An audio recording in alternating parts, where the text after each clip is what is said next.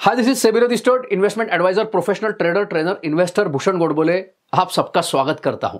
One time solvable problem एक बेहतरीन business के लिए इन्वेस्टमेंट का एक बहुत बेहतरीन मौका होता है। इसके बारे में हमने एक पिछला वीडियो अपलोड किया था और उस वीडियो में अभी के मार्केट के हालात अनुसार कौन सी कंपनियों में निवेश करने के लिए एक बेहतरीन मौका बना हुआ है, इसके बारे में आपको एजुकेट किया था। अब अभी के हालात अनुसार ऐसी और कौन सी कंपनियां हैं, उन कंपनियों का नाम है। अगर जानना चाहते हो तो आज के एपिसोड को ध्यान से देखना। जब लॉकडाउन में काफी सारे बिजनेस बंद थे तो उस समय फार्मास्यूटिकल और फास्ट मूविंग कंज्यूमर गुड ऐसे कंजम्पशन वाले बिजनेस तभी भी काम कर रहे थे। उनकी टॉप लाइन बॉटम लाइन उस वक्त भी काम कर रही थी, उनके सेल्स और प्रॉफिट उस वक्त भी जनरेट हो रहे थे। जब लॉकडाउन खत्म हुआ है तो कंजम्पशन रिलेटेड ऐसे और कौन से बिजनेस है जिनकी अभी टॉप लाइन बॉटम लाइन शुरू होना बड़ा स्वाभाविक है, जिनका बिजनेस मॉडल बेहतरीन है, और उसमें से कौन से बिजनेसेस हैं जिन बिजनेस के बाहर बड़ा सा खंदक है, खंदक में पानी है और पानी में मगरमच्छ छोड़े हैं। जो बिजनेसेस बेहतरीन रिटर्न ऑन इन्वेस्टेड कैपिटल कमाते हैं और ऐसा ज्यादा समय तक कर सकते हैं, वॉरेन बफेट जी के मुताबिक ऐसे बिजनेसेस मानो एक कैसल की तरह होते, किले की तरह होते, जिस किले के बाहर बड़ा सा खंदक है, खंदक में पानी है और पानी में मगरमच्छ छोड़े हैं, जिसमें कॉम्पिटिटर्स आसानी से घुस नहीं सकते हैं। अब इस टॉपिक के ऊपर हमने ऑलरेडी इन डिटेल एक वीडियो अपलोड किया है। अगर आपने अब तक नहीं देखा है तो उसको जरूर देखिए, उसकी लिंक डिस्क्रिप्शन में दे रहे हैं। जब लॉकडाउन चल रहा था तब हम वर्क फ्रॉम होम कर रहे थे।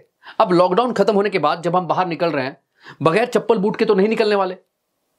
अब शायद आप जान चुके होंगे मैं किस सेक्टर के बारे में बात कर रहा हूं। इंडिया में फुटवेयर बिजनेस को एनालाइज करते हैं तो बाटा इंडिया और रिलैक्सो फुटवेयर दोनों कंपनियों का मार्केट शेयर बहुत बढ़िया है।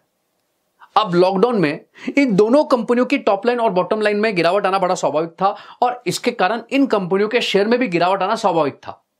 अब गिरावट के बाद यहां पे इन दोनों कंपनियों के शेयर ने कंसोलिडेशन दर्ज किया और उसके बाद उससे निकलने की कोशिश हो रही है। तो अगर आप शेयर मार्केट में निवेश करना चाहते हैं तो एज ए एजुकेशन पर्पस हम बताना चाहेंगे, इन दोनों कंपनियों के शेयर में आप चाहे तो इन्वेस्ट कर सकते हैं, लेकिन अभी मार्केट का वैल्यूएशन महंगा है और इस बिजनेस के कंपटीशन को एनालाइज करते हुए यहां पे लिमिटेड इन्वेस्टमेंट करना ही मुनासिब होगा। इस प्रकार से रिटर्न ऑन इन्वेस्टेड कैपिटल के आंकड़ों को एनालाइज करते हुए, बिजनेस मॉडल को समझते हुए, मार्केट के वैल्यूएशन को ध्यान में रखते हुए आपका पोर्टफोलियो कैसा हो एज ए एजुकेशन पर्पस आप अगर देखना चाहते हैं, फिर चाहे आपके पास लमसम इन्वेस्टमेंट करने के लिए पैसे हैं या हर महीने इन्वेस्ट करने के लिए पैसे हैं, तो हमने एक स्पेशल एजुकेशनल प्रेजेंटेशन की सर्विस शुरू की है जिसका नाम है वेल्थ कंपाउंडिंग मशीन। अगर आप चाहे तो इसका फायदा भी जरूर उठाइए। अभी अगर आप मीडियम टर्म या शॉर्ट टर्म के लिए ट्रेड करना चाहते हैं तो कहां पे ट्रेड करें? उन शेयर में ट्रेड करना होता है जो तेजी के संकेत दे रहे हैं, जो शेयर एक कंसोलिडेशन दर्ज करने के बाद, बॉक्स में रहने के बाद उससे बाहर आने के संकेत दे रहे हैं।